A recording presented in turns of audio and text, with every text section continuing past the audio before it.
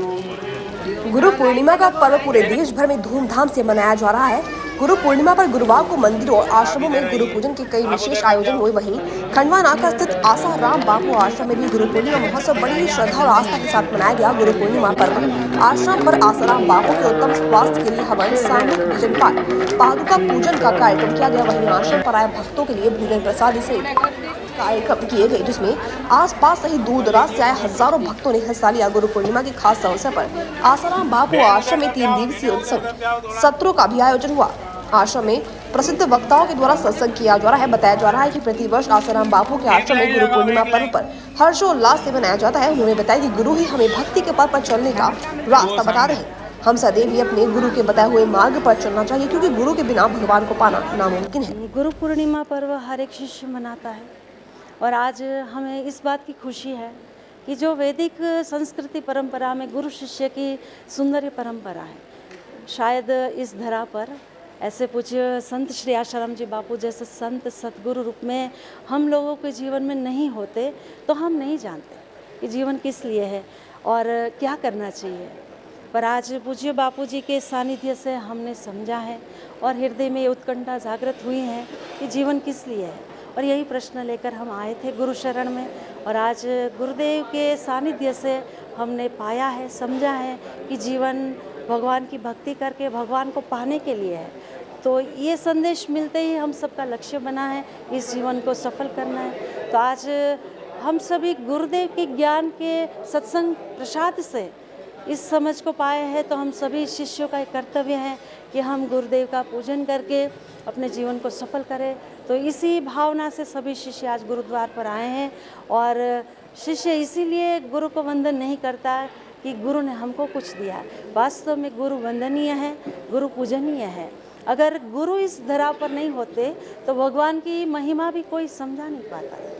और जब भगवान की महत्ता हमको समझ में नहीं आती तो हम भगवान में अपनी भक्ति नहीं जगा पाते। तो इसीलिए संतों के आदर का ये पर्व है गुरु पूर्णिमा पर्व, तो शिष्यों के लिए अनुपम पर्व है।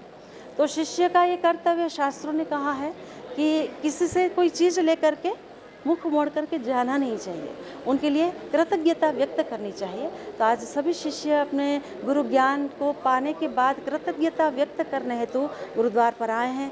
तो कोई चरणों में शांत भाव से बैठ करके गुरु मुख बन रहा है, कोई स्वास्थ्य मंत्र का जप करके गुरुदेव के उत्तम से अति उत्तम स्वास्थ्य की शुभकामना करके संकल्प कर रहा है, कोई देवी कार्यों की सेवा का संदेश हृदय में लेकर मानव जन तक सेवा पहुंचा रहे। तो सभी भक्तों का ये भक्ति का दर्शन है। मेरा नाम ज्योत्सना है, अहमदाबाद से। भैया आप देख सकते हैं इस बार गुरु पूर्णिमा के अवसर पर हमारे आश्रम में आश्रम के वक्ताओं के सत्संग सत्रों का आयोजन हो रहा है। ये 3 दिवसीय कार्यक्रम रहेगा 10, 11 और 12, जिसमें रामा भाई जी जो कि काफ़ी वर्षों से सत्संग प्रदान कर रहे हैं और साथ ही साथ में ज्योत्सना बहन ये गुजरात की हैं, तो उनके सत्संगों का लोगों को लाभ मिलेगा। और इसके अलावा चूँकि आज मुख्य गुरु पूर्णिमा का ही अवसर है, तो आप देख सकते हैं ये पादुका यात्रा, लोगों का परिक्रमा, जप, ध्यान, हवन और गौ सेवा, ये सब प्रकल्प भी साथ ही साथ में पैरेलल में चल रहे हैं।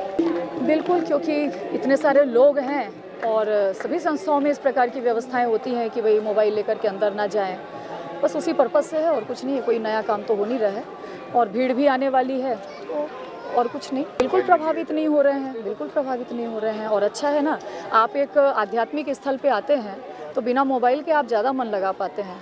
तो ये तो हमारा अनुभव है कि आप मोबाइल एक किनारे रख दीजिए और आप पूरा आनंद लीजिए, पूरा एंजॉय कीजिए उस सारे आध्यात्मिक अभ्यासों का। ये तो अच्छा है।